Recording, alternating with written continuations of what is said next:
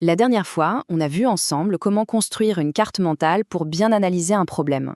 C'est super, mais une fois qu'on a la méthode, il y a une question qui revient tout le temps, mais vraiment tout le temps. C'est celle-là. Maintenant que je sais faire une mind map, quel outil est-ce que je dois utiliser? Et c'est une excellente question. C'est vrai que face à toutes les options, on peut vite se sentir un peu perdu.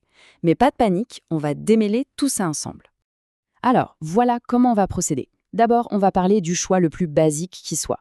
Ensuite, on verra ce qu'il faut absolument chercher dans un bon outil.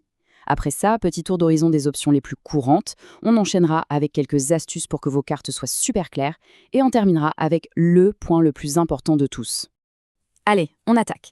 Et on commence par le commencement. Avant même de penser logiciel, application ou quoi que ce soit de compliqué, la toute première décision à prendre, c'est la plus simple mais peut-être la plus importante. Papier ou numérique? Et oui, ça peut paraître tout bête, mais il ne faut jamais, jamais sous-estimer la puissance d'une simple feuille et d'un stylo. C'est l'outil ultime pour démarrer. Pas de distraction, pas de menu compliqué, juste les idées qui fusent sur le papier. Pour une première exploration, pour jeter ses pensées en vrac, honnêtement, c'est souvent imbattable. Bon, évidemment, il y a des avantages et des inconvénients des deux côtés. Le papier, c'est génial pour démarrer vite. Mais dès qu'on veut réorganiser, modifier, approfondir, le numérique devient vite indispensable. Imaginez déplacer une branche entière d'un simple glisser-déposer. Impossible sur papier. Et puis pour la lisibilité et le partage, là, le numérique gagne haut la main. Un clic et c'est envoyé. Ok, donc une fois cette première décision prise, disons qu'on part sur du numérique. Comment on choisit? Qu'est-ce qui fait qu'un outil est bon ou pas? Eh bien, peu importe l'outil, il y a des critères essentiels, des choses qu'il doit absolument permettre de faire. Voilà les 4 points non négociables. 1. Il faut pouvoir définir un sujet central clair. 2. Il faut pouvoir créer des branches et des branches de branches pour bien organiser les idées. 3. On doit pouvoir mettre des mots-clés sur ces branches.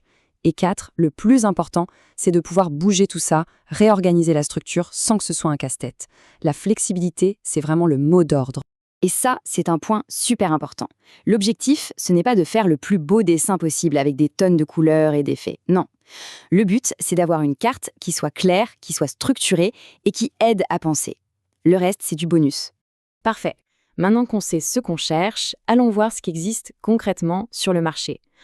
Attention, on ne va pas faire une liste de 50 outils, l'idée c'est plutôt de voir les grandes catégories pour s'y retrouver. Alors, en gros, on peut classer les outils comme ça. D'abord, les logiciels gratuits, comme FreeMind. Ils sont top pour travailler seul, sur son ordinateur, même sans Internet. Ensuite, on a les outils freemium, comme Xmind. Souvent, ils sont plus jolis, plus faciles à utiliser, et permettent d'exporter facilement ses cartes.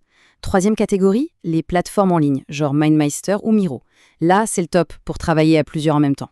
Et enfin, n'oublions pas le bon vieux PowerPoint. En cas de besoin, ça peut toujours dépanner pour une petite carte simple.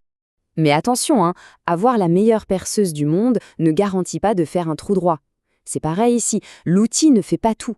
Ce qui compte, c'est la façon dont on l'utilise. Alors voyons quelques règles de base pour que la carte soit vraiment efficace. Il y a 4 trucs à garder en tête. Étape 1, des mots-clés. 1 ou 2 mots par branche, pas des phrases entières. Ça force à être synthétique. Étape 2, ne pas avoir trop de branches qui partent du centre. Si on en a 12, c'est déjà le bazar. Étape 3, la simplicité visuelle. Les couleurs, les images, c'est bien, mais ça doit servir à quelque chose, à clarifier, pas juste pour faire joli. Et enfin, l'étape 4, c'est le test ultime. Est-ce que quelqu'un d'autre peut comprendre la carte sans explication? Si oui, bingo, c'est gagné. Bon, on arrive maintenant au message le plus important de toute cette présentation. S'il n'y a qu'une seule idée à retenir, mais vraiment une seule, c'est celle qui vient. Et là voilà, le choix de l'outil est secondaire. Ce qui compte vraiment, c'est la qualité de l'analyse qu'il y a derrière. On peut avoir le logiciel le plus cher, le plus puissant du monde, si la réflexion est pauvre, la carte mentale sera pauvre. C'est la pensée qui prime, toujours. Au final, l'objectif est simple, avoir une carte claire, bien structurée et qui représente fidèlement les causes qu'on a identifiées. La carte n'est que le miroir de l'analyse, elle ne la remplace pas. Et maintenant que cette carte est bien propre et bien structurée, on va pouvoir passer à la suite. La prochaine étape, c'est de prendre cette carte et de la transformer en un autre outil hyper puissant, le fameux diagramme de cause et effet, aussi connu sous le nom de diagramme d'Ishikawa. On va voir ça ensemble la prochaine fois.